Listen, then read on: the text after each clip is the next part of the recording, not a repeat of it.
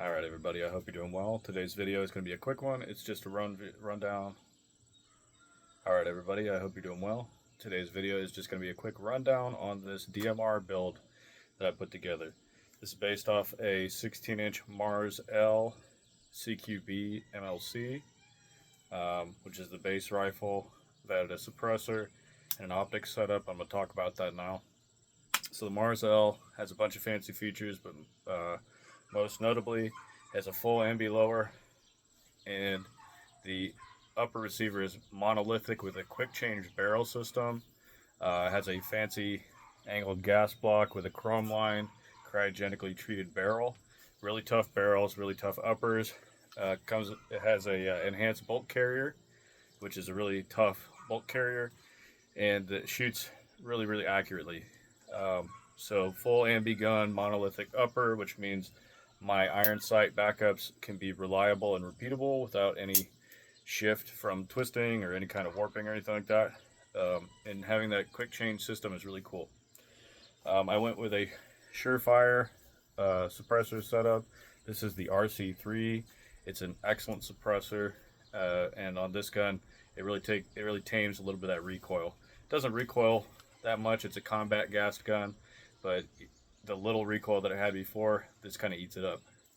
I added a Magpul angle foregrip just to have a little bit of a better angle, because this monolithic rail is so slim that holding it just by the rail is a little bit uncomfortable. So having a little bit of a more vertical angle on my hand makes it a lot more comfortable for shooting. Helps me pull that gun in.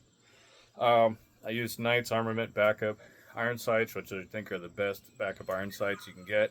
The rear one is adjustable from 200 to 600 meters with somewhere between a 20-inch and a 14.5 barrel. So this being a 16-inch barrel, it kind of hits pretty much dead nuts. And the front post on this adjustable front sight is really fine.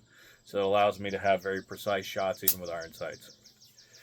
The optic I chose, and I think I'm basically the only guy who owns one of these that's made a video on them so far. This is the Generation 2 March F 1-10 Tactical Shorty. I saw the Japanese Ground Defense Force adopted the 1-10 Shorty from March, the Gen 1, and I got to actually look through one recently and thought it was pretty incredible. So when they came out with the Gen 2, I just kind of had to have it. So they updated it to have a standard 34mm scope tube instead of the 30mm and then 33 front end with the proprietary mount.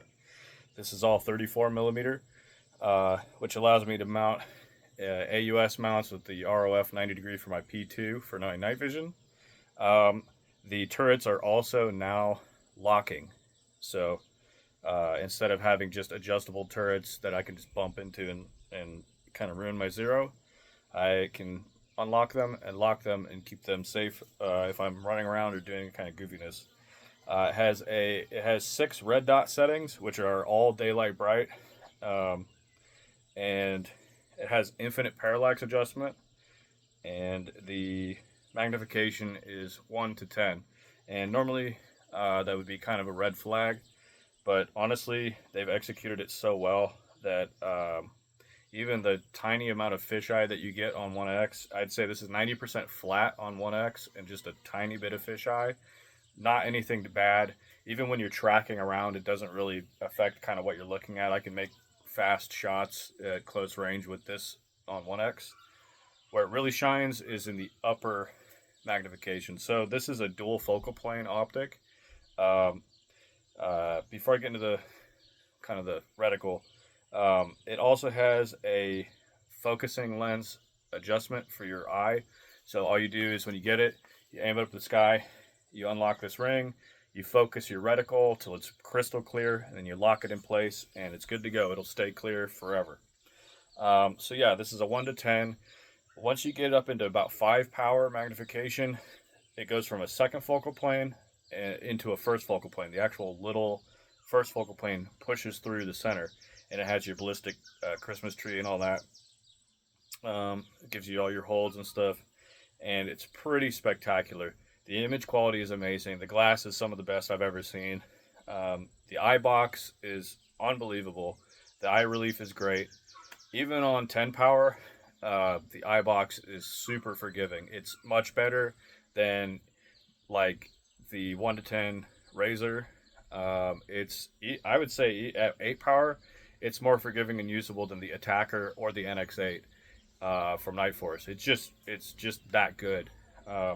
This really is an unbelievable scope, and it's shorter than the NX8. It's only 8.5 inches. It weighs a little bit more, I think, but that's really not bad considering like it's about the size of a lightsaber handle, and really is excellent. This might be the greatest scope I've ever looked through, outside of a Schmidt and Bender that I looked through one time.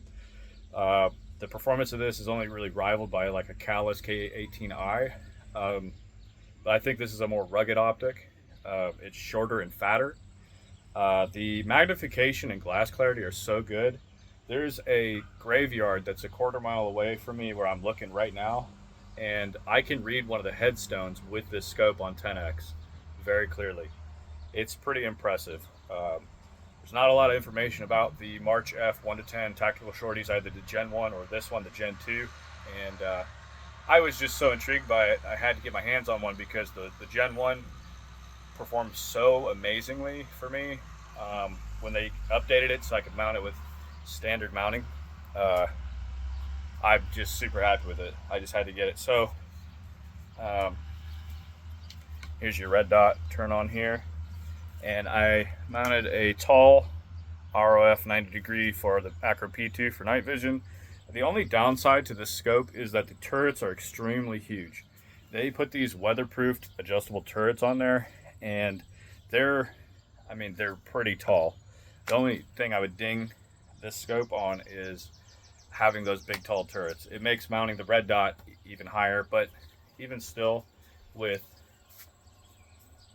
night vision on, it actually is very comfy. It gives me a good head position, and it makes it easy so I don't have to bump my night vision on. It's not so low. But like I said, if I could change one thing about this scope, it'd be putting low profiled cap turrets on there instead of these exposed ones. Even though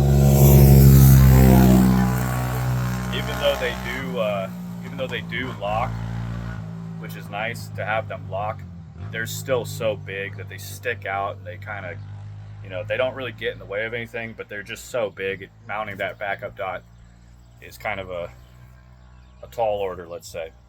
Other than that, I just added a Magpul sling loop attachment and a Vickers sling. I like the AK slings on all the, on ARs, whatever. Besides that, just a Surefire Scout Mini. And without the suppressor on, it's probably got carbon lock, yeah.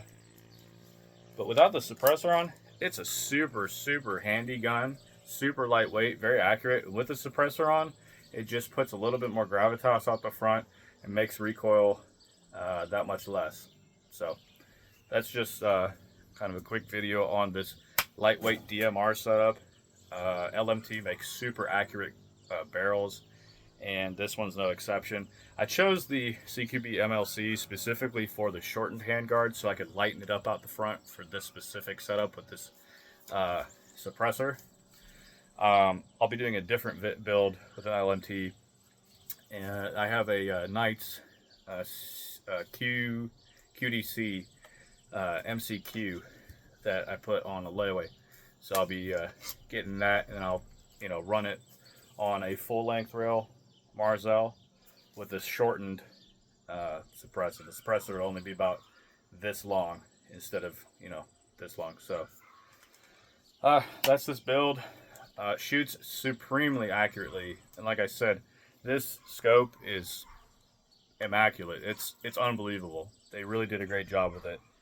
Yeah, that's this tricked out LMT Marzell with a suppressor and a March F 1 to 10 Shorty and a P2 on top with some backup sights.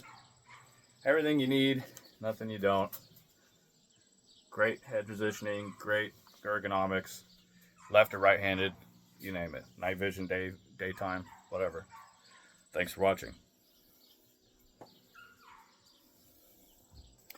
And I'll be doing a video on this. This is the optic for the next LMT build. This is an ACOG TA110, and I'll be talking about this because these are extremely nice. Thanks for watching.